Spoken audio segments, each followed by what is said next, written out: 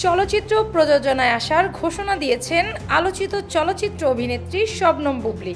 এর আগে চলচ্চিত্রের নায়িকা অপু বিশ্বাস, মাহিয়া মাহি, ববি হক প্রযোজক হিসেবে নিজেদেরকে তুলে ধরার চেষ্টা করেছেন।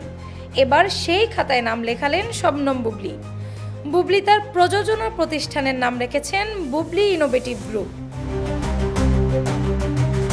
বুবলী মনে করেন, বর্তমান সময়কালটা বাংলাদেশের চলচ্চিত্র জগতের জন্য একটি সংকটময় সময়। ইন্ডাস্ট্রিতে টিকে থাকতে হলে নতুন নতুন পথ খুঁজতে হবে। বুবলী আরও বলেন, আমি থেমে যেতে আসিনি, একদম সুদূর প্রসারী পরিকল্পনা নিয়ে এগিয়ে যাচ্ছি। শতভাগ শক্তি দিয়ে ধারাবাহিকতায় বজায় রেখে কাজ করে যাব। কোয়ালিটির সঙ্গে কোনো আপোষ করব না, যেন সবাই প্রশংসা করে সেই প্রশংসা আদায়ের চেষ্টা করে যাব।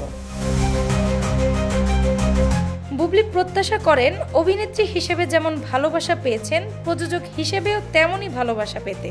তিনি জানিয়েছেন, তার প্রযোজনা প্রতিষ্ঠান থেকে মিউজিক ভিডিও থেকে শুরু করে নাটক, ওয়েব সিরিজ, ওয়েব ফিল্ম, বিজ্ঞাপন চিত্র, ডকু ফিল্ম সবকিছু নির্মাণ করা হবে। মনিরুজ্জামান তুহিনের পাণ্ডুলিপি এবং সংগৃহীত তথ্যচিত্রে অ্যানি আক্তার, বাংলা বাজার পত্রিকা, ডিজিটাল।